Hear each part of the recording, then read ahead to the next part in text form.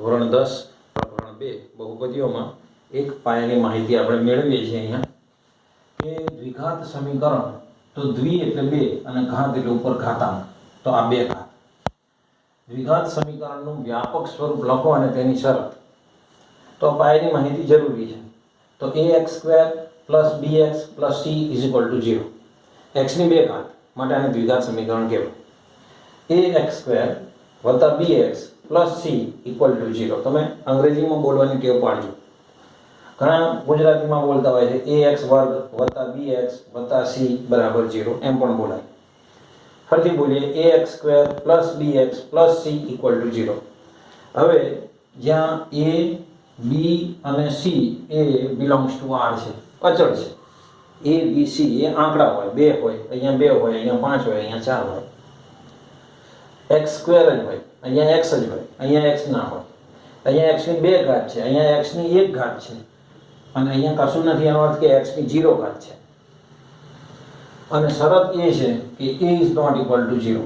અહીંયા મેં લખ્યું છે, અહીં શરત a ≠ 0 છે. જો એ 0 કરી દઈએ, તમને એમ થાય કે તો કેમ શરત છે?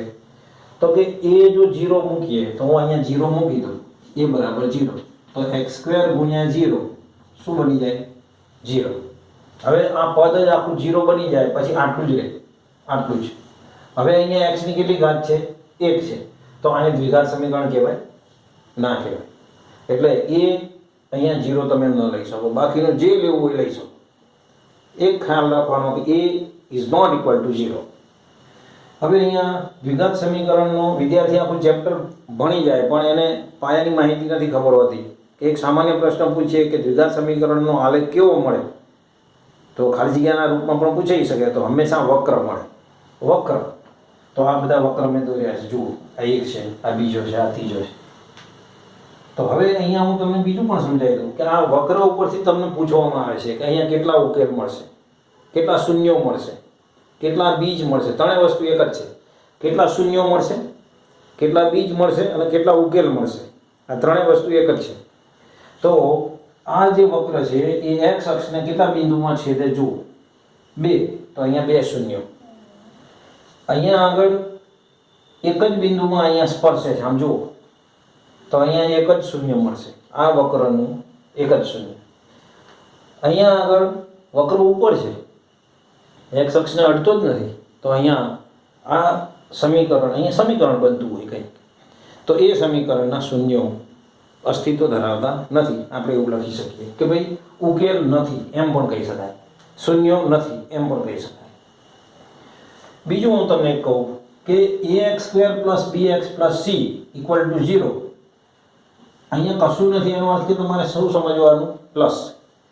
કશું નથી, આગળ કોઈ નિશાની, તો પ્લસ સમજવાની. તો પ્લસ હોય અથવા તો ન હોય તો આનો આલેખ હંમેશા ઉપરની તરફ ખુલ્લો વક્ર મળે. આ એક પરીક્ષામાં પૂછાય છે, ઉપરની તરફ ખુલ્લો વક્ર. પણ માની લો કે તમને હું એક સમીકરણ એવું આપું, પરીક્ષામાં પૂછાય કે 2x² + 5x + 2 = 0. આના શૂન્યો કેટલા મળે? તો 2x² + 5x + 2 = 0. આગળ માઇનસ લખો તો આનો વક્ર કેવો મળે એવું પરીક્ષામાં પૂછાય. તો સમજવાનું કે અહીંયા એ માઇનસ છે, માટે આનો આલેખ નીચેની તરફ ખુલ્લો વક્ર મળે. માઇનસ હોય તો નીચેની તરફ ખુલ્લો વક્ર વિકલ્પમાં જવાબ આવે, અને પ્લસ હોય તો ઉપરની તરફ ખુલ્લો વક્ર આવે. તો તમને બરોબર ખબર પડી ગઈ હશે કે a પ્લસ હોય તો ઉપરની તરફ ખુલ્લો વક્ર, અને a માઇનસ હોય તો નીચેની તરફ ખુલ્લો વક્ર, અને a = 0. એ 0 હોય તો એ સમીકરણ દ્વિઘાત સમીકરણ કહેવાતું જ નથી.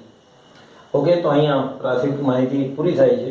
આપણે સ્વાધ્યાય 2.1 હવે પછીનામાં જોઈએ. જો તમને આ વિડીયો ગમે તો આને લાઈક કરજો, શેર કરજો અને ચેનલને સબસ્ક્રાઈબ કરજો.